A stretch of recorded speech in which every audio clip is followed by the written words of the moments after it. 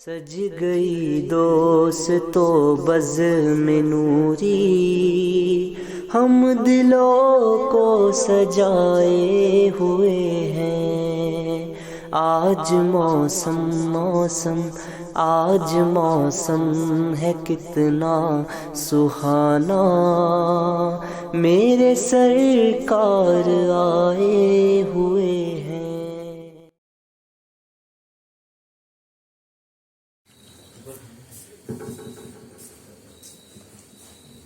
معزز سامعین، السلام علیکم ورحمۃ اللہ وبرکاتہ۔ وعلیکم السلام۔ الحمد للہ رب العالمین، والعاقبۃ للمتقین، والصلاة والسلام علی سید الانبیاء والمرسلین، وعلی آلہ واصحابہ واہل بیتہ اجمعین، اما بعد۔ قال اللہ تعالی فی القرآن المجید والفرقان الحمید، بسم اللہ الرحمن الرحیم۔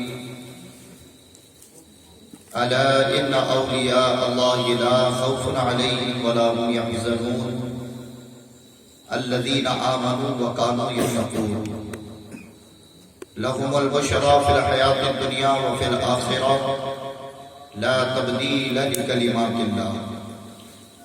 آمنت باللہ صدق اللہ العظیم وصدق رسولہ النبی الامین المکین الکریم، ونحن علی ذلک لمن الشاہدین والشاکرین، والحمد للہ رب العالمین۔ قال اللہ تعالی فی شان حبیبہ المصطفیٰ، ان اللہ وملائکتہ یصلون علی النبی، یا ایھا الذین آمنوا صلوا علیہ وسلموا تسلیما۔ اللهم رب محمد صلی اللہ علیہ وسلم، عباد محمد صلی اللہ علیہ وسلم، صلاۃ و سلام علیک یا رسول اللہ صلی اللہ تعالی علیہ وسلم۔ نبی اور آل نبی پر ایک مرتبہ اور درود پاک پڑھ لیں۔ اللہم صلی علی سیدنا مولانا محمد عدد ما فی علم اللہ، صلو علیہ صلاۃ و سلام علیک یا رسول اللہ صلی اللہ تعالی علیہ وسلم۔ مختصر حمد و صلاۃ کے بعد قرآن مقدس کی مشہور آیت پاک تلاوت کرنے کا شرف حاصل کیا۔ آئیے متذکرہ آیت مقدسہ کے تحت گفتگو کرنے سے قبل ہم اور آپ اللہ رب العزت کی بارگاہ میں دعا کریں کہ اللہ اپنے حبیب کے صدقے مجھے حق کہنے کی توفیق عطا فرمائے، اور ہم شرکائے وزن کو حق سن کر حق کو قبول کر کر اس پر عمل کرنے کی توفیق عطا فرمائے۔ اللہ کا بہت بڑا احسان، اس کا فضل ہے کہ آج اس بزم کو ایک ایسے ولی سے منسوب کیا گیا ہے کہ جن کی شان سے غافل ہونے کی وجہ سے لوگ غلط فہمی کے شکار ہیں۔ اور بزم نوری کا میں مشکور ہوں کہ آج اس موضوع کو انہوں نے موضوع سخن بنا کر کہیں نہ کہیں ہمیں اکابروں کی تاریخ سے آشنائی دلانے کی کوشش کی ہے، اور اگر ان اکابروں کا تذکرہ ہوتا رہا تو انشاءاللہ تبارک و تعالی معاشرے میں پھیلی ہوئی جہالت اور غلط فہمیاں، ان دونوں کا خاتمہ بڑی آسانی سے ہو سکتا ہے۔ اللہ تبارک و تعالی ان کے جذبے کو سلامت رکھے کہ یہ ماہ جمادی الاولیٰ اسی مہینے کی 17-18 تاریخ کو صاحب عنوان کا عرس پاک ہوتا ہے، جن کا تذکرہ ہم اور آپ آج یہاں سننے کے لیے حاضر ہوئے ہیں۔ اور ظاہر ہے کہ جب رسمی چیز سننے اور سنانے کی عادت پڑ جائے، یعنی جو عام ہے، تو کسی نئے عنوان کو اخذ کرنا بھی مشکل ہوتا ہے، اور اس نئے عنوان کو سماعت کرنے میں بھی تھوڑا سا سننے والوں پر گراں گزرتی ہے۔ لیکن میں کوشش کروں گا کہ تفصیلاً جتنا مجھے معلوم ہے اور جو تحقیقات اور مطالعے کے ذریعے معلوم ہو سکا، وہ صحیح روایات، اقوال اور واقعات اور سیرت کے احوال آپ کے گوشے گزار کرنے کی کوشش کروں۔ قرآن پاک کی میں نے آیت کریمہ پڑھی جو عام طور پر اللہ والوں کا تبصرہ جب بھی کیا جاتا ہے تو عام طور پر خطبہ اسی آیت کا انتخاب کرتے ہیں، اور اللہ فرماتا الا ان اولیاء اللہ لا خوف علیہم ولا هم یحزنون، آگاہ ہو جاؤ، خبردار ہو جاؤ، بے شک اللہ کے ولیوں کو نہ ہی کوئی خوف نہ ہی کوئی غم ہے۔ الذین آمنوا وکانوا یتقون، یہ وہ لوگ ہیں جنہوں نے ایمان لایا اور تقوی اختیار کیا۔ لہم البشری فی الحیات الدنیا وفی الآخرہ، اور انہی لوگوں کے لیے خوشخبری ہے دنیا اور آخرت میں۔ لا تبدیل لکلمات اللہ، اور اللہ کے کلمات کبھی تبدیل نہیں ہوتے۔ اللہ تبارک و تعالیٰ نے پورے قرآن پاک میں جب کہیں بھی اللہ کے یعنی اپنے دوستوں کے، اپنے ولیوں کا تذکرہ فرمایا تو بڑے اہتمام کے ساتھ تذکرہ فرمایا ہے، تاکہ ان کی اہمیت، ان کا مقام اور ان کی رفعت اللہ کے بندوں کو بہتر طور پر معلوم ہو سکے۔ کہیں جب ان کا تذکرہ ہوا تو انہیں ہدایت کا سرمایہ بنا دیا اور انہی کی محبت پر ہدایت کے دار و مدار کو رکھ دیا اور فرمایا اہدنا الصراط المستقیم، اے اللہ ہمیں چلا سیدھا راستہ، صراط الذین انعمت علیہم، راستہ ان کا جن پر تیرا انعام ہوا۔ کبھی ان کا تذکرہ کیا تو اس اہتمام کے ساتھ کیا کہ ایمان اور تقوی کی بقا ان کی محبت اور ان کی قربت پر منحرف کر دی، اور فرمایا یا ایھا الذین آمنوا اتقوا اللہ وکونوا مع الصادقین، کہ اے ایمان والو اللہ سے ڈرو اور سچوں کے ساتھ ہو جاؤ۔ اور پھر جس آیت کو میں نے پڑھا اس میں اللہ رب العزت نے ان کے لیے دنیا میں بھی آخرت میں بھی کامیابی اور خوشخبری کا اعلان فرمایا، اور ان کی صفت خاص بیان فرمائی کہ نہ انہیں کوئی غم ہوتا ہے نہ کوئی ملال، اور پھر وہ ایسے نجات پائے ہوئے ہیں کہ اللہ رب العزت نے ان کی نجات پر اپنے کلمات کی مہر لگا دی اور فرمایا لا تبدیل لکلمات اللہ، کہ اللہ کے کلمات کبھی تبدیل نہیں ہوتے۔ اللہ کا احسان ہے کہ اللہ رب العزت نے ہمیں اور آپ کو اپنے ان مقربین بندوں کی محبت میں گرفتار کیا، ہمارے دلوں میں ان کی عقیدت ڈالی، اور ہم جس طریقے سے بھی لیکن ان کی قربت کو قریب کرنے کی کوشش کرتے ہیں، اور ان کی عقیدت کو ہی ہم ایمان کی اصل اور ایمان اور عقیدے کی حفاظت کا ذریعہ جانتے ہیں، اور حقیقت یہی ہے۔ ورنہ آپ اگر غور کریں قرآن و احادیث پڑھنے کے بعد تو آپ اس نتیجے پر پہنچیں گے کہ جس دور میں بھی لوگوں نے اپنا تعلق تصوف سے توڑا ہے، جس دور میں بھی لوگوں نے اپنا تعلق اللہ والوں سے توڑا ہے یا دور کیا ہے، پھر وہ دور گمراہیت کی طرف مائل ہوتا چلا گیا۔ ہر دور میں یہ ہوا ہے۔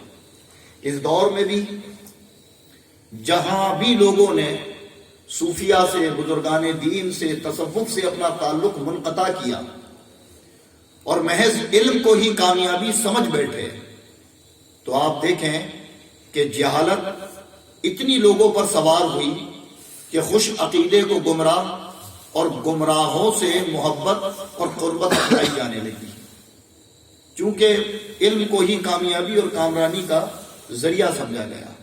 بلا شبہ علم ہی کامیابی ہے، لیکن یہ علم نفع کب دیتا ہے؟ جب کسی اللہ والے کا دامن ہمارے ہاتھوں میں ہو اور ہم کسی اللہ والے کی قربت کو اپنائے ہوئے ہوں۔ اور اللہ نے آگاہی بھی دلائی، اللہ نے قرآن میں فرمایا بھی ھدی للمتقین، یعنی قرآن سے ہدایت پانے والے لوگ وہ ہیں جنہوں نے تقوی اختیار کیا ہے، جو اللہ سے ڈر جانے والے لوگ ہیں۔ اللہ انہی انعام یافتہ لوگوں کے ساتھ ہونے کا ہمیں حکم دیتا ہے، اللہ انہی سچوں کے دامن سے وابستہ ہونے کی ہمیں تعلیم دیتا ہے، اور اللہ انہی کی جب صفت بیان فرماتا ہے تو کہتا ہے یہ ایسے ہیں کہ جنہیں کوئی غم اور کوئی خوف نہیں، اور ان کی دنیا بھی خوشحال ہے، ان کی آخرت بھی خوشحال ہے۔ انہی اللہ والوں میں آج ہم ایک ایسی نایاب اور عظیم شخصیت کا تذکرہ کرنے کے لیے یہاں حاضر ہوئے ہیں کہ جن کے اسم سے میں شروع کرتا ہوں، مختصر نسب جن کا میں بیان کرتا ہوں، اور پھر ان کی زندگی کے حالات اور ان کے نام پر پھیلی ہوئی غلط فہمیاں، ان دو تین چار چیزوں پر میں تبصرہ کرنے کی کوشش کروں گا۔ سب سے پہلے تو حضرت سید احمد بدیع الدین زندہ شاہ مدار، اور بعض یہ عرف عام میں مدار ہو گیا، تو جو عرف عام میں ہم اسی پر بات کرتے ہیں کہ سید احمد بدیع الدین زندہ شاہ مدار رحمت اللہ تعالی علیہ، ان کا نسب اگر تلاش کیا جائے تو یہ نجیب الطرفین سید ہیں۔ سبحان اللہ سبحان اللہ۔ کیا ہے؟ نجیب الطرفین سید۔ لیکن آپ والد کی طرف سے حسینی اور والدہ کی طرف سے حسنی ہیں۔ آپ کی ولادت گاہ جو بیان کی جاتی ہے، جائے ولادت، وہ موجودہ سیریا یعنی ملک شام کا ایک قدیمی شہر حلب ہے نا، اس کا معنی ہوتا ہے دودھ، حلیب کہتے ہیں اصل میں عربی میں دودھ کو، تو اسی سے یہ بنا حلب۔ اور حلب میں آپ کی ولادت کی جو تاریخ بیان کی جاتی ہے وہ 242 ہجری، یعنی رسول پاک صلی اللہ تعالی علیہ وسلم کے وصال، یہ ہجرت کے 242 سال بعد آپ ملک شام کے شہر حلب میں پیدا ہوئے، اور آپ کی ولادت کا واقعہ بھی بڑا انوکھا بتایا جاتا ہے کہ آپ کے والد سید احمد حلبی، جن کا لقب ہے حلبی، آپ کے شہر کے نام سے پکارا جاتا تھا، یہ کل ملا کر ان کے 4 بیٹے ہوئے، جس میں ایک سید احمد بدیع الدین زندہ شاہ مدار رحمت اللہ تعالی علیہ ہیں، جن میں 3 بیٹے یہ بڑی کم عمری میں فوت ہو گئے، یعنی کوئی 35 سال میں انتقال ہو گیا، کوئی 50 سال میں انتقال ہو گیا، کوئی اس سے کم میں انتقال ہو گیا۔ اور یہ 4تھے بیٹے جب آپ کو پیدا ہوئے تو آپ کو یہ بشارت ہوئی رسول پاک صلی اللہ تعالی علیہ وسلم کی جانب سے کہ اب جو بیٹا ہم تمہیں عطا کرنے والے ہیں اسے بڑی طویل عمر عطا کی جائے گی، بڑی طویل عمر عطا کی جائے گی۔ اور پھر اس کے بعد سید احمد، اصل نام آپ کا ہے سید احمد بدیع الدین، کی ولادت باسعادت ہوئی، اور آپ کو رب کائنات نے تقریباً 596 برس کی عمر عطا فرمائی۔ سبحان اللہ۔ کتنی عمر؟ 596 سال اللہ رب العزت نے آپ کو عمر عطا فرمائی۔ آپ کے القاب پر اب کلام کرتے ہیں کہ آپ کے القاب میں ایک تو بدیع الدین، یہ بدیع کا معنی کیا ہوتا ہے؟ تو بدیع کا معنی یہ ہے کہ اللہ کے صفاتی ناموں میں سے ایک نام بدیع ہے، یعنی بدیع السماوات والارض، قرآن میں ہے بھی آیت کہ جو پیدا کرنے والا ہے زمین و آسمان کا، تو اس کا معنی بدیع ہے۔ اور پھر اس میں اور بھی کئی علمی نقاط ہیں، لیکن چونکہ آسانی کے ساتھ آپ تک پہنچا دیا جائے تو سمجھنے میں آسانی ہوگی۔ تو بدیع کا معنی ہوتا ہے کہ پہنچانے والا، ڈالنے والا، دینے والا۔ اور آپ کو بدیع الدین اس لیے کہا گیا کہ آپ نے لوگوں کے دلوں میں دین کی محبت ڈالی ہے، سبحان اللہ۔ یعنی دلوں میں دین کی محبت ڈال دینے والا، دلوں کے اندر دین کی محبت پیدا کرنے والے کو بدیع الدین کہا جاتا ہے۔ پھر رہی بات کہ آپ کو جو مدار کہا گیا، مدار، یہ مدار اصل معنوں میں آپ کی سیرت کا میں کہوں تو سب سے اہم نقطہ ہے کہ جو آپ کو زندہ شاہ مدار کے نام سے پکارتے ہیں، اور اسی سے آپ منسوب ہیں، کوئی احمد سید بدیع الدین کے نام سے تو نہیں جانتا۔ جس کا بھی تذکرہ عام و خاص کی زبان پر آپ کا تذکرہ، تو وہ مدار کے نام سے ہے، زندہ شاہ مدار ہے نا. پھر اس میں کئی ایک اختلافات بھی پائے جاتے ہیں، لیکن ماہرین تصوف نے، جس میں شاہ ولی اللہ محدث دہلوی ہے نا، شاہ عبدالحق محدث دہلوی، اس کے علاوہ اور بھی اکابر بزرگ، انہوں نے اپنی اپنی کتب تصوف کے اندر کتب اور اقطاب کے مناسب اور درجات بیان فرمائے. تو ایک ہوتا ہے سادہ کتب، یعنی جو کہ منصب ولایت میں، توجہ کے ساتھ سننا ہے اسے، جو کہ منصب ولایت میں سب سے بلند مرتبہ ہوتا ہے. ایک ولی ہوتا ہے، پھر اوتاد، نقبہ، نجبہ، ابدال، اس کے بعد کتب کا جو مرتبہ آتا ہے. تو کتب جو ہے وہ ولایت میں تمام درجوں میں سب سے بڑا درجہ ہے. کوئی غوث بھی کتب بننے کے بعد بنتا ہے، یعنی غوثیت کے منصب سے بھی بڑا منصب کتبیت ہے. پھر وہ کیسے غوثیت میں منتقل ہوتا ہے، جب اس عنوان پر کبھی بات ہوگی تو میں کروں گا، کہ تمام اقطاب جمع ہو کر کسی ایک پر اتفاق کر لیں تو اللہ رب العزت اسے منصب غوثیت عطا فرما دیتا ہے. اور غوث کئی ہوئے، لیکن غوث اعظم سبحان اللہ سوائے شیخ عبد القادر جیلانی رضی اللہ تعالیٰ عنہ کے اب امام مہدی تک اور کوئی نہیں ہو سکتا ہے نا. آپ کے بعد یعنی امام حسن عسکری کے بعد سے غوث اعظم، اور اب غوث اعظم رضی اللہ تعالیٰ عنہ سے لے کر امام مہدی تک کوئی غوث اعظم کے منصب کو نہیں پائے گا. لیکن ہاں کتب اور اقطاب یہ ہوتے رہیں گے اور ہر دور میں ہوں گے، اور جب ان کا خاتمہ ہو جائے گا تو پھر زمینوں میں زلزلے، پہاڑوں میں لرزہ، اور پھر طرح طرح کی خلائی بلاؤں سے دنیا جوجھنے لگے گی اور طرح طرح کے عذابوں میں مبتلا ہو جائے گی. تو ایک ہوتا ہے سادہ کتب. تو کتب کا پاور یہ ہوتا ہے کہ وہ چاہے تو کسی ولی کی ولایت سے اسے معزول کر سکتا ہے. کتب کو یہ پاور ہوتا ہے، جیسے مان لیں کہ بھیا جی عطا اللہ شاہ رحمت اللہ تعالی علیہ کو کتب چھندواڑا کہتے ہیں، یہ مشہور ہے. تو آپ کو پاور یہ دیا گیا ہے کہ اس شہر میں جتنے بھی ولی ہیں، اگر آپ کسی ولی کی ولایت چھیننا چاہیں یا اسے ولایت سے معزول کرنا چاہیں تو یہ پاور ایک کتب کے اندر ہوتا ہے.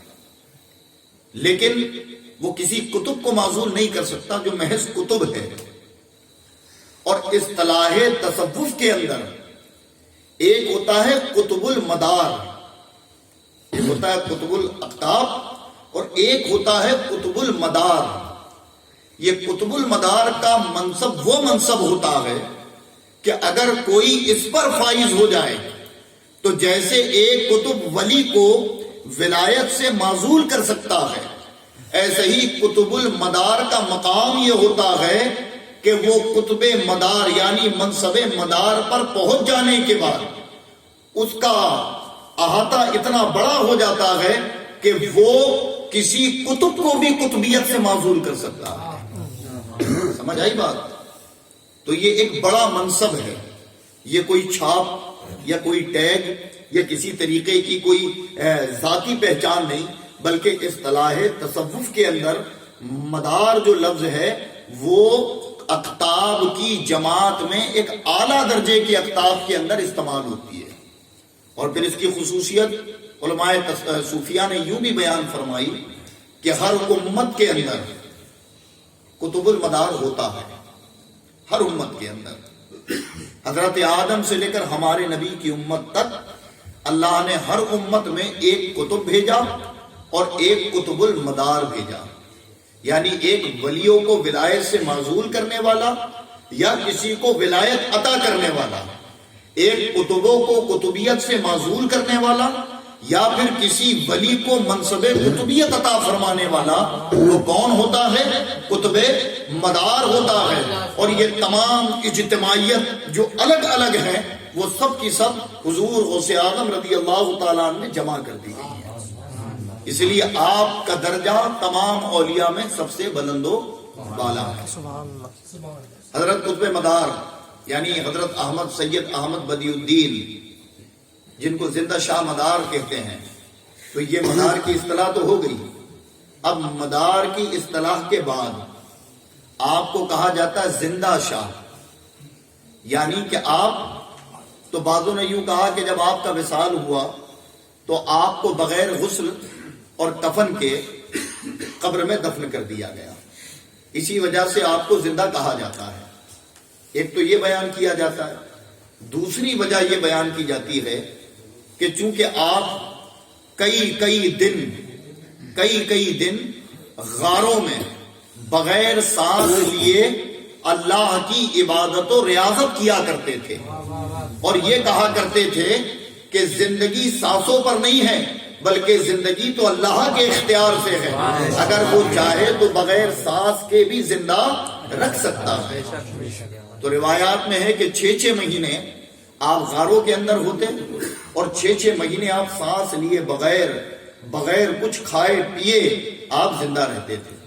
اس مناسبت سے آپ کو زندہ شاہ مدار کا یہ لقب دیا گیا کہ آپ کی قناعت، صبر اور اللہ رب العزت کی ذات پر جو آپ کا توقع تھا، جو یقین تھا کہ اللہ تو سانسوں کے بغیر بھی اگر چاہے تو بندے کو زندہ رکھ سکتا ہے، اس لیے کہ زندگی اور موت یہ تیرے اختیار میں ہے، سانس تو محض ایک ذریعہ ہے اور وہ بھی تیری قدرت سے ہے، اگر تو چاہے تو وہ کام کرے، ورنہ اس کے بغیر بھی انسان زندہ رہتا ہے۔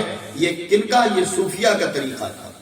اس کا مطلب ہرگز یہ نہیں ہم سانس روک کر بیٹھ جائیں، ان کے منصب تک پہنچیں، پھر یہ اعتقاد آ جائے، پیدا ہو جائے یقین کہ میرا رب مجھے زندہ رکھے گا، تو بلا شبہ رب زندہ رکھے گا۔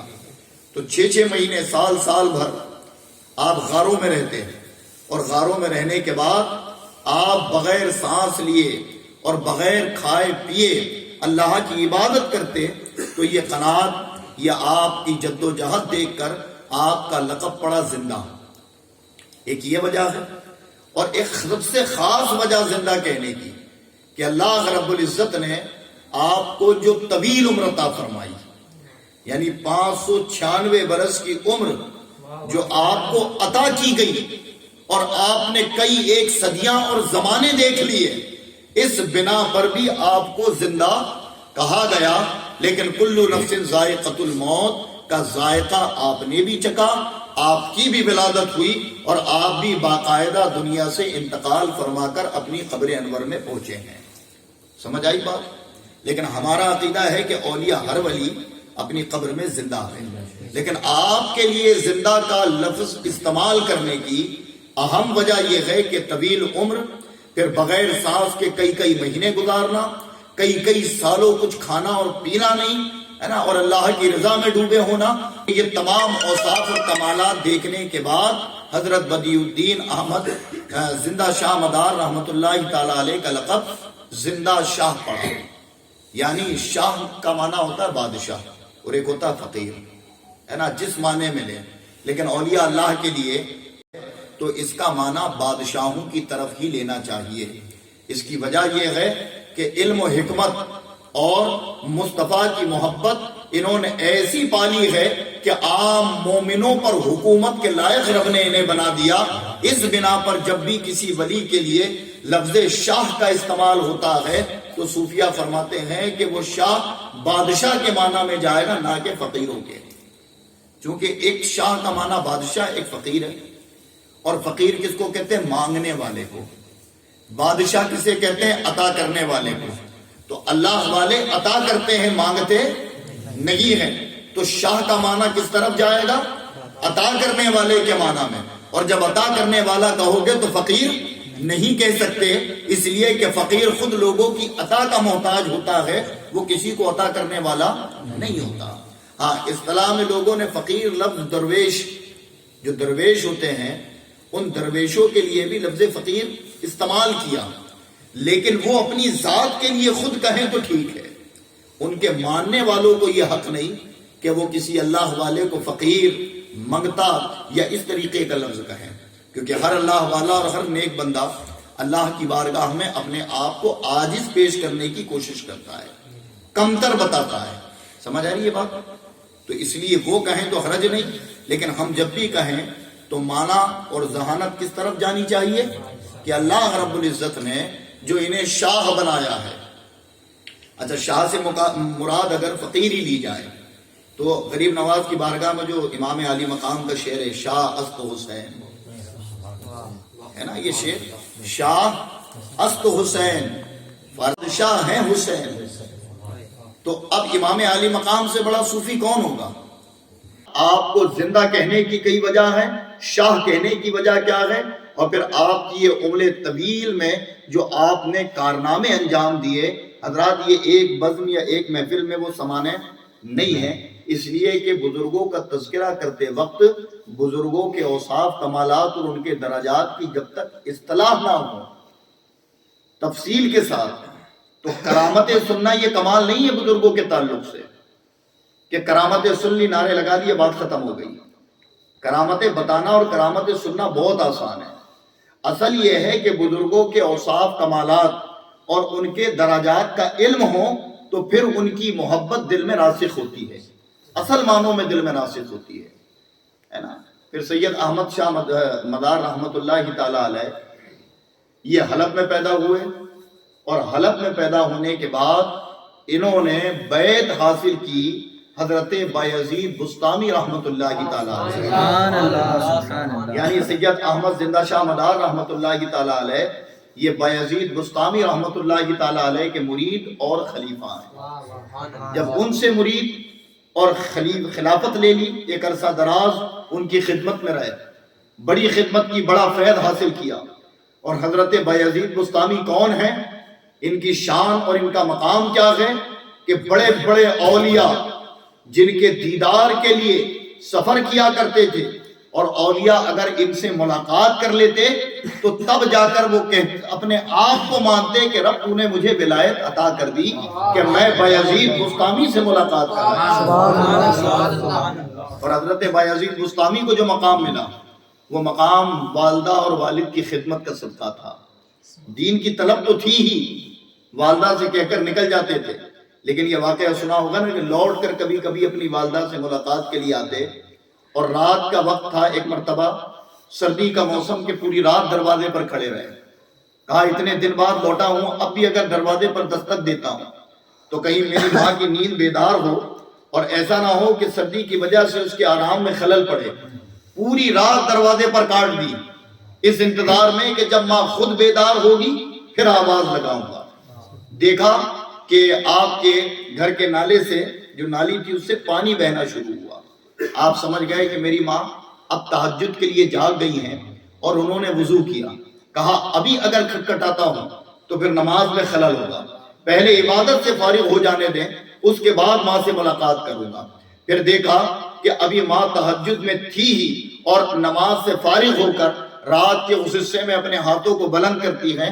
آپ دروازے پر کان لگائے بیٹھے ہیں کہ آخر میری ماں کب میری آنے کے احساس کو جانے اور مجھے اندر بلائے. لیکن آپ کیا سنتے ہیں کہ ماں دعا کرتی ہے کہ اے اللہ تو جانتا ہے کہ میرا بایزید صرف تیری رضا کے لیے نہ جانے کن کن علاقوں میں مصطفیٰ جان رحمت کے دین کے جھنڈے کو بلند کرنے کے لیے نکلا ہے.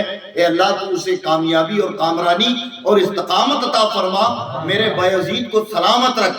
آپ کہتے ہیں کہ میری تمام تر قابلیتوں کی وجہ وہی ہے کہ رات میری ماں جو تہجد کے وقت جاگ کر میرے لیے دعا کرتی تھی، مجھے اپنی عبادت، ریاضت اور علم نے وہ منصب نہیں دیا، بلکہ میری ماں کی اس دعا نے جو تہجد کے وقت وہ میرے حق میں فرمایا کرتی تھی. سبحان اللہ، سبحان اللہ. اور حضرات گرامی، آج بھی یہ حقیقت ہے، آج بھی یہی حقیقت ہے کہ اگر والد والدہ خوش ہیں تو اللہ بڑے بڑے مقام عطا کر دیتا ہے. ورنہ اگر والدین ناراض ہیں، والدین کی دعا شامل نہیں ہے، تو سوائے ذلت، رسوائی اور پریشانی کے بندے کے ہاتھ کچھ نہیں آتا. تو یہ اکابروں کا طریقہ تھا. تو حضرت بدی الدین احمد زندہ شاہ مدار یہ کس کے مرید؟ حضرت بایزید بسطامی رحمت اللہ تعالی علیہ، ان کے مرید ہوئے، اور انہوں نے ہی اپنا خرقہ اور اپنی خلافت انہیں عطا فرمائی. وہاں سے آپ فارغ ہونے کے بعد آپ جو ہے بغداد آئے، اور بغداد میں آپ نے ایک عرصہ گزارا، ایک لمبا عرصہ بغداد میں گزارا، علوم دینیہ تمام حاصل کیے۔ یعنی آپ کے لیے بیان کیا جاتا ہے کہ سید احمد بدیع الدین شاہ زندہ مدار رحمۃ اللہ تعالی علیہ چاروں آسمانی کتابوں کے عالم تھے۔ یہ صوفیہ میں مشکل سے ملتا ہے۔ آپ توریت، زبور، انجیل اور قرآن ان چاروں کتابوں کے عالم تھے، اور ظاہر ہے کہ جس دور میں آپ کی ولادت اور جوانی کا وقت تھا اس دور میں کہیں نہ کہیں کچھ حصوں میں یہ کتابیں اپنی اصل شکل میں موجود تھی، کیونکہ بالکل قریب دور تھا اور اس دور تک اہل حق اور اہل کتاب موجود رہے۔ تو آپ نے ان تمام کتابوں کا علم حاصل کیا اور قرآن پاک کے حافظ ہوئے، پھر قرآن کے عالم ہوئے۔ تمام علوم ظاہری پر آپ نے بڑی مہارت حاصل کی، اور مہارت حاصل کرنے کے بعد پھر کئی سال درس و تدریس آپ نے بغداد میں دیا۔ آپ کا جب حلقہ وسیع ہوا تو پھر آپ حج بیت اللہ کے لیے تشریف بھی لے گئے، اور حج بیت اللہ کے لیے تشریف لے گئے تو آپ کا حال یہ ہے کہ جب آپ وہاں پہنچے تو نمازیں کم پڑھتے، قرآن کی تلاوت کم کرتے، اور طواف کعبے میں زیادہ زور دیتے، کعبے کا طواف کرنے پر زور دیتے۔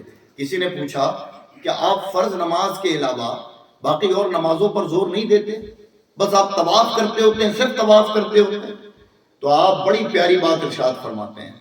آپ کہتے ہیں کہ نماز میں اپنے گھر اور اپنے وطن میں بھی پڑھ سکتا ہوں، قرآن کی تلاوت میں اپنے گھر اور اپنے وطن میں بھی کر سکتا ہوں، اور چونکہ میرا رب کریم ہے وہ جتنا ثواب کعبے میں دے گا اتنا میرے گھر میں دے گا اگر میرا خلوص بہتر ہے تو۔ لیکن کعبے کا طواف، یہ غور سے سنیں، یہ خود سید احمد بدیع الدین زندہ شاہ مدار رحمت اللہ تعالی علیہ کا طریقہ۔ آپ فرماتے ہیں کہ کعبہ یہاں موجود تو طواف اس جگہ کے علاوہ میں اور کہیں نہیں کرتا، اس لیے جب موقع ملتا ہے میں طواف کعبہ میں لگ جاتا ہوں۔ اور آپ نے تقریباً 7 یا 8 ماہ مسلسل خانہ کعبہ میں رہ کر عمرے پر عمرہ کیا، اور مسلسل آپ طواف کیا کرتے تھے، طواف کیا کرتے تھے۔ یعنی تعلیم آپ نے کیا دی؟ ایک تعلیم ہے کہ جو جہالت میں لوگوں نے تصوف کو شریعت سے بھی اعلیٰ جان لیا اور شریعت کے معیار کو بھی رون دیا، اور کہا نہیں یہ ہمارے سلسلے میں ہے، یا ہمارے سلسلے میں ہے، یا ہمارے سلسلے میں ہے، تو یاد رکھو کہ جس سلسلے کے اگر سچے ماننے والے، سچے ماننے والے کون ہوتے ہیں؟ جو اپنے مشائخ کی تاریخوں کو جانیں، جو اپنے مشائخ کی تاریخ سمجھ کر ان تک پہنچنے کی کوشش کریں، یہ سچے جاننے والے ہیں۔ محض نام سن لیا اور پھر روایتی جو ڈھونگ ہو رہے ہیں ان ڈھونگوں میں اپنی زندگی گزار دی، نشہ کر رہا ہے ان کے نام پر، ان کے نام پر غیر شرعی کام کر رہے ہیں، اور پھر منسوب کر رہے ہیں کسی بلند پائے بزرگ سے، تو کہیں نہ کہیں یہ خسارے کا سبب ہے۔ یہ جو واقعہ بتایا یہ تعلیم کے لیے ہے۔ آپ نے کیا کہا کہ کعبے کے علاوہ یہ عبادت اور یہ طریقہ کہیں اور بجایا نہیں لایا جا سکتا۔ بعض لوگ جہالت میں کہتے ہیں کہ طواف ایک تو کعبے میں ہوتا ہے، یہ جنہوں نے کہا ہے میں ان کی بات کہہ رہا ہوں، باقیوں کا مجھے نہیں معلوم۔ ایک تو طواف کعبے میں ہوتا ہے، اور اگر کوئی کعبہ نہ پہنچ پائے تو وہ زندہ شاہ مدار رحمت اللہ تعالی علیہ کے دربار میں پہنچ جائے، کیونکہ آپ کا مدار بھی قبلہ نما بنا ہوا ہے، آپ کا جو مدار ہے وہ قبلہ نما بنا ہوا ہے۔ کئی لوگ وہاں طواف کرتے ہیں، وہاں گھومتے ہیں اس نیت سے، اور جو کہ یہ شریعت کا اصول نہیں بلکہ خلاف شریعت ہے۔ اور خود مدار العالمین حضرت زندہ شاہ مدار کا یہ قول کہ آپ طواف کعبہ اس لیے کر رہے ہیں کہ یہ عبادت میرے گھر، میرے ملک اور میرے گاؤں اور بستی میں نہیں ہو سکتی، یہ مخصوص ہے خانہ کعبہ کے لیے جو اللہ رب العزت نے قرار دی ہے۔ تو خدا را اگر یہ ذہانت کسی کی ہو تو وہ اسے بدلے۔ بزرگوں کی بارگاہ فیض حاصل کرنے کے لیے ہوتی ہے، اس لیے نہیں ہوتی کہ ہم بزرگوں کی بارگاہ کو قبلہ اور کعبہ سمجھ بیٹھیں اور وہ چیزیں پھر ان میں ہم مشابہت پیدا کر دیں تاکہ آنے والی نسلوں کے لیے وہ ایک درد سر بن جائے اور کہیں نہ کہیں لوگ ان چیزوں کو دکھا دکھا کر ہمارے عقیدوں کو تباہ کریں.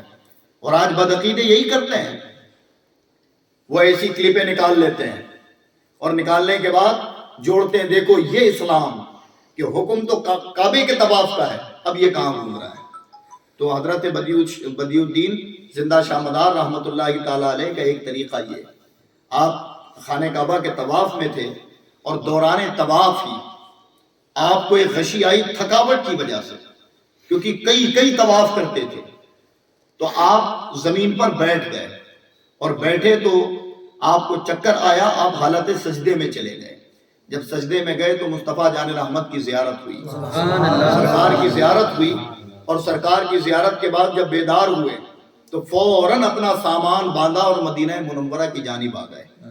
مدینہ منورہ آئے، سرکار کے روضے پر آپ نے لمبا عرصہ گزارا، اور پھر وہاں سے جیسے سرکار غریب نواز معین الدین چشتی رحمت اللہ تعالیٰ علیہ کو ہندوستان کی بشارت دی گئی اور بادشاہت دی گئی، ایسے ہی خواجہ بدیع الدین زندہ شاہ مدار رحمت اللہ تعالیٰ علیہ کو سرکار مدینہ کی طرف سے بشارت ہوئی کہ اے احمد بدیع الدین جاؤ ہندوستان میں تبلیغ و دین کی اشاعت کرو اور وہاں لوگوں کو گمراہیت سے دور کر کر راہ ہدایت کی طرف. سبحان اللہ، سبحان اللہ. آپ نے بس یہ سنا اور وہاں سے سفر کیا، اور تقریباً 300 یا 400 ہجری کے قریب ہی، یا 400 ہجری کے قریب آپ ہندوستان تشریف لے آ گئے تھے، لا چکے تھے. یعنی سرکار غوث پاک کی جب ولادت ہوئی تھی تو حضرت احمد بدیع الدین زندہ شاہ مدار رحمت اللہ تعالیٰ علیہ کی عمر تقریباً 200 یا 225 سال کی ہو چکی تھی. سبحان اللہ. کیونکہ 471 یا 70 ہجری میں سرکار غوث پاک پیدا ہوئے، اور اس وقت آپ ہندوستان آ چکے تھے. جب آپ ہندوستان آئے تو آپ ہندوستان سے آئے اور کئی مرتبہ لوٹے ہیں واپس. پہلی مرتبہ جب آئے تو آپ دریا یعنی سمندری راستے سے آئے، اور سمندری راستے سے آئے تو ایک تو سفر طویل ہوا، تو تقریباً 12 سال آپ نے ساحل سمندر، اب اس سمندر میں اختلاف ہے کہ وہ مدراس کا ساحل تھا، بمبئی کا ساحل تھا، یا کسی اور جگہ تھا، کہ ان ساحلوں پر تقریباً 12 سال گزارے، اور 12 سالوں تک آپ نے اللہ کی عبادت و ریاضت کی.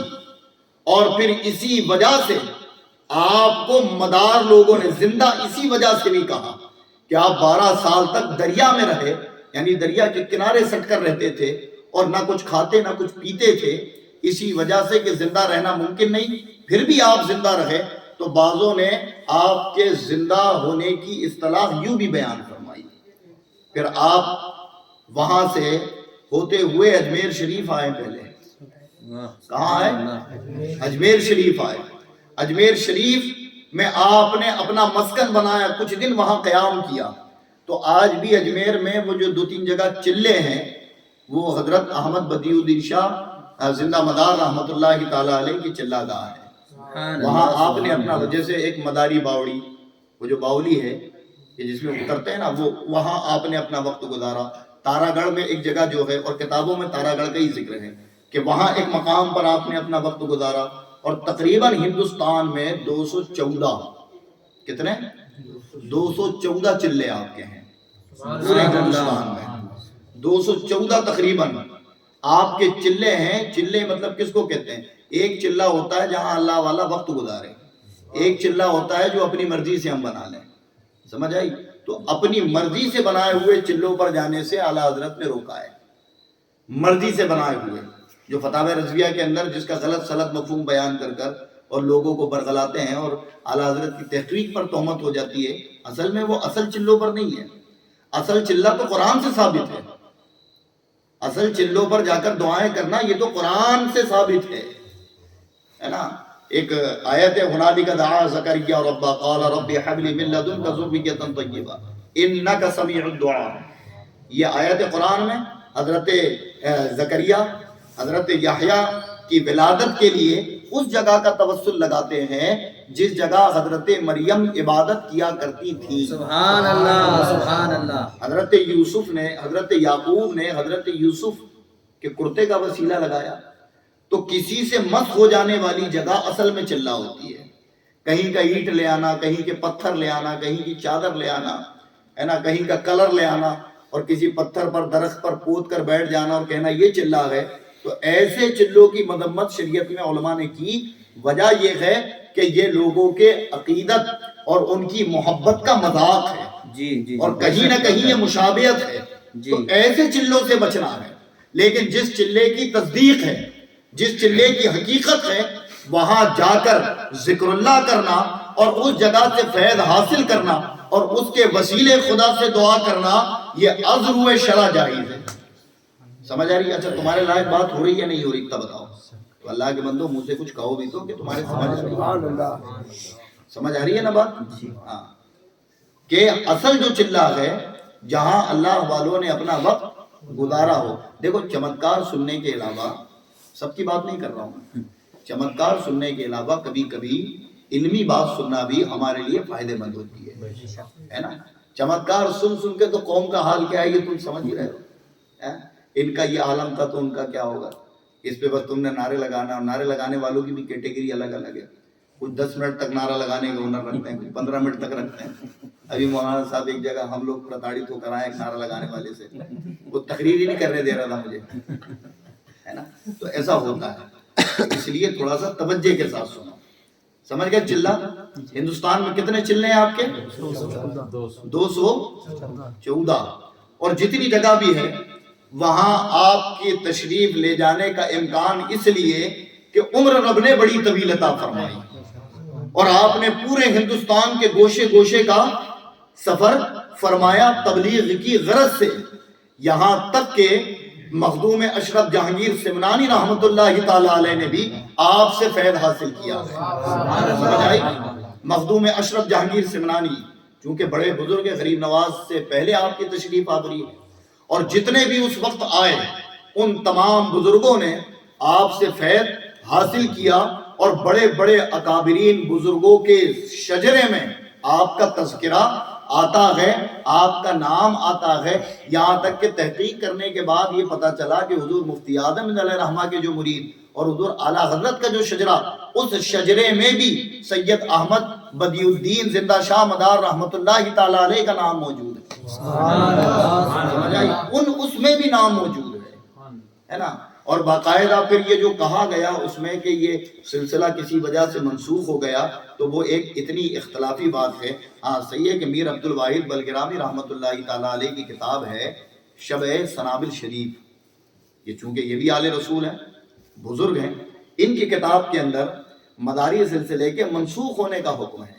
لیکن اس پر آج سے سالوں پہلے اجمیر شریف کے اندر علماء کا ایک باقاعدہ اس پر اجرا ہوا بیٹھ کر، اور بڑے بڑے اکابر خانوادوں کے لوگ پہنچے. تو وہاں فیصلہ کن بات یہ ہوئی کہ یہ بڑے بات کی کتاب ہے تو اس میں الحاق ہو سکتا ہے. الحاق مطلب رد و بدل ہو سکتا، اور ہوا بھی. کئی کتابیں ایسی کہ جو کچھ تھی دور بدلنے کے بعد ان کو کچھ اور کر دیا گیا. جیسے آپ دیکھیں کہ بخاری اور مسلم کے اندر سے ناف کے نیچے ہاتھ باندھنے والی حدیث اڑا دی ہے، انحاف کی جو تائید کرتی تھی، جبکہ پتہ یہ چلا کہ پرانے نسخے جن کے پاس ہیں 200-250 سال پہلے، ان کے پاس وہ حدیثیں موجود ہیں. تو یہ کتابوں میں گھٹانا بڑھانا یہ کوئی نئی بات نہیں ہے، یہ ہو سکتا ہے نا. آج بھی کئی کتابوں پہ جھگڑے چل رہے ہیں، یہ عام لوگوں کو اس سے لینا دینا نہیں ہے، لیکن اکابروں کی کتابوں پہ جھگڑے چل رہے ہیں. اکابروں کی، کیونکہ اکابروں کی کتاب میں ان کا ذکر ہے جن کے لوگ مخالف ہیں، اور جب اچانک وہ ذکر اکابر کی کتاب میں آ جائے تو کہتے ہیں نہیں یہ ان کی نہیں ہے، یہ ان کی نہیں ہے. تو وجہ یہ ہے کہ وہ جھگڑے آج بھی ہیں. تو بہرحال یہ ایک اختلافی بات ہے اور ایک علمی بات ہے، اس میں ہمیں نہیں پڑھنا. سرکار احمد بدیع الدین شاہ زندہ مدار رحمت اللہ تعالی علیہ نے ہندوستان کے الگ الگ مقامات پر اپنا وقت گزارا، اور پھر آپ نے کانپور ضلع میں ہی آتا ہے شاید مکن پور، چونکہ میں گیا نہیں بس پڑھا ہوں ابھی تک، تو مکن پور شریف کو اپنا مسکن بنایا، اور وہیں آپ 538 ہجری میں غالباً آپ کا وصال با کمال ہوا اور آپ وہیں مدفن ہیں. وہیں آپ کو مدفن کیا گیا. یہ یا پھر اس تاریخ میں بھی اختلاف ہو سکتا ہے. رہی بات آپ کی کرامتیں، تو کرامتیں بتانے کے لیے ایک الگ وقت اور ایک الگ مجلس ہمیں رکھنی پڑے گی، کیونکہ محض یہ تعارفی بات تھی تو آج کی بزم کا وقت جو ہے وہ اختتام تک پہنچ چکا ہے. بس یہ یاد رکھیں کہ آپ اپنے وقت کے عالم، کتب، ہے نا، صاحب کشف اور صاحب ادب، یہ تمام چیزیں آپ کے اندر تھیں. اگر ان کی اصل تعلیم پر عمل کر کر کوئی زندگی گزارتا ہے تو بلا شبہ وہ ان کی روح کو خوشی پہنچاتا ہے، اور اگر ان کی تعلیم کی خلاف ورزی کرتا ہے تو پھر حضرات حقیقت معنوں میں کہ وہ آپ کی ذات کا مخالف ہوا. اور آج بھی کسی کو حضرت زندہ شاہ مدار رحمت اللہ تعالی علیہ سے اختلاف نہیں ہے، بلکہ ان کے نام پر شریعت کو پامال کرنے والوں سے اختلاف ہے. جی بے شک. سمجھ آئی بات؟ یہ بات ذہن میں ڈال لیں کہ وہ جیسے ان کے مرید یا وہ جو ان کے سلسلے سے جڑے ہیں، جیسے وہ ان کے امام اور قائد ہیں، ویسے الحمدللہ وہ پوری اہل سنت کے امام و قائد ہیں. بے شک. ہر اہل سنت ان کو اپنا امام، اپنا قائد، اپنا پیشوا اور اللہ کا ولی مانے گا. مخالفت اور اختلاف کس چیز کی ہے؟ ان کے نام پر جو غیر شرعی کاموں کو ان کی جانب منسوب کر کر قوم میں رائج کر دیا گیا، اور پھر مخالفت کرنے والوں کو باغی، ہے نا، اور عدو اور نہ جانے کیا کیا کہہ دیا گیا. تو کہیں نہ کہیں یہ ان کی سیرت سے آشنائی نہ رکھنے کی وجہ ہے. اللہ تبارک و تعالی بزم نوری کی اس سوچ کو سلامت رکھے کہ ان اکابرین جن کا عام طور پر لوگوں نے تذکرہ بھی ختم کر دیا، اور پھر ان کے نام پر جس نے جو گڑھا وہ بیان ہوتا چلا گیا. کسی نے کہا نہیں کمر تک بال رکھو، پیروں تک لٹکا لو، یہ مداریوں کی سنت ہے. کسی نے کہا نہیں گانجا پینا یہ مداریوں کی سنت ہے. کسی نے کہا نہیں کوڑے مارنا یہ مداریوں کا طریقہ ہے. جبکہ یہ جتنے بھی ہیں ان کا کوئی تعلق سید احمد زندہ شاہ مدار رحمت اللہ تعالی علیہ سے نہیں ہے. چونکہ آپ کی پرہیزگاری سنو، یہ آخری بات، اور آپ کی پارسائی، آپ کا کپڑا کبھی میلا نہیں ہوا، کبھی میلا نہیں ہوا. سمجھ آئی؟ آپ کو کپڑے بدلنے کی نوبت نہیں آتی، اور اگر بدل بھی لیتے تو آپ کا کپڑا کبھی میلا ہی نہیں ہوتا. حسن و جمال کا عالم یہ تھا کہ ہمیشہ چہرے پر پردہ ڈال کر رکھا کرتے تھے، کوئی آپ کا چہرہ نہیں، اور جو دیکھتا کئی دن وجد میں ہوتا. اتنی خوبصورتی رب نے عطا فرمائی. آپ کو کپڑے بدل تو یہ پارسائی کی وجہ سے ہوتا نا، یہ پرہیزگاری کی. رسول اللہ خواب میں آئے فرمایا ایک جبہ دیا تھا، منہ میں کچھ ڈالا تھا، کھلایا تھا اللہ کے نبی نے. اللہ کے نبی نے ان کے منہ میں ان کو کچھ کھانے کو دیا حالت خواب میں، اور اپنا ایک جبہ دیا، کہا لو اسے پہن لو، بس اسے زیب تن کر لینا، اب کبھی تمہارا کپڑا میلا نہیں ہوگا، اور نہ کبھی کھانے کی حاجت ہوگی. تو نہ آپ کو بھوک لگتی تھی، نہ آپ کے کپڑے میلے ہوتے تھے. اور آپ کئی سال، بعضوں نے کہا ہے کہ زندگی کے 400-500 سال تو بھوکے ہی گزارے ہیں.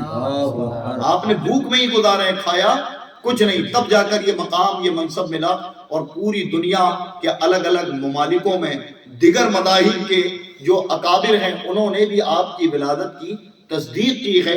آپ کی بڑی شان اور بڑا مقام ہے. آپ کی پرہیزگاری، آپ کا تقوی، آپ کا علم حقیقت معنوں میں یہ امت کے لیے راہ ہدایت ہے. لیکن اصل تاریخ کو دبا کر ان کے نام پر جو غلط طریقے رائج کر دیے گئے، مخالفت ان کی جاتی ہے، نہ کہ ان کی اصل تعلیم اور ان کے اصل تقوی اور ان کی اصل مشن کی. اگر جو ان کے اصل مشن پر ہو تو وہ بلا شبہ شریعت کا پاسدار ہوگا، شریعت کو پامال کرنے والا نہیں ہوگا. سمجھ آ گئی بات؟ اور جہاں بھی شریعت کو پامال ہوتے دیکھو تو سمجھ جاؤ کہ یہ اولیاء کا محب نہیں ہے، یہ اپنی نفس کا محب ہے. یہ اللہ والوں سے محبت کرنے والا نہیں ہے، بلکہ یہ اپنے ذہن اور اپنی عقل کی سننے والا ہے. اور جس کے اندر اولیاء کی محبت، چونکہ آپ کسی بھی خانقاہ سے منسلک ہو، ہے نا، اہل سنت کا طریقہ یہی ہے کہ تمام خانقاہیں حق پر ہیں. مخالفت محض غیر شرعی باتوں کی ہوتی ہے، اور ہر دور میں اہل حق نے کی اور وہ کرتے رہیں گے. اور الحق مرن، جب بھی حق بولا جائے تو وہ کڑوا ہوتا ہے، اور حق بیان کرنے والا ہی اصل میں مومن ہے. کیونکہ مومن کی صفت ہی حق گوئی ہے، وہ چاپلوسی نہیں کرتا، ہے نا، وہ بیلنس بنانے کا کام نہیں کرتا. وہ جو حق ہے حق، نا حق ہے تو نا حق. تو سید احمد زندہ شاہ مدار رحمۃ اللہ تعالیٰ علیہ کہ یہ عرس پاک کا مہینہ ہے، انشاءاللہ تعالیٰ اگر وقت رہا تو یہ جتنا بیان ہوا اس کے آگے کا ٹاپک اور رکھیں آپ، اس کے آگے کا بھی ہے نا، اور پھر اس کے آگے آپ کی سیرت کے اور بھی کئی ایسے احوال ہیں انشاءاللہ تعالیٰ اس کو مکمل طور پر جب لوگوں کے سامنے پیش کیا جائے گا تو جو غلط فہمیاں ہیں نا ذہنوں کے اندر وہ ختم ہو جائیں گی انشاءاللہ۔ اللہ تبارک و تعالی ہم سب کو عمل کی توفیق عطا فرمائے۔ استغفر اللہ ربی من کل ذنب واتوب الیہ، لا الہ الا اللہ محمد رسول اللہ صلی اللہ تعالی علیہ وسلم۔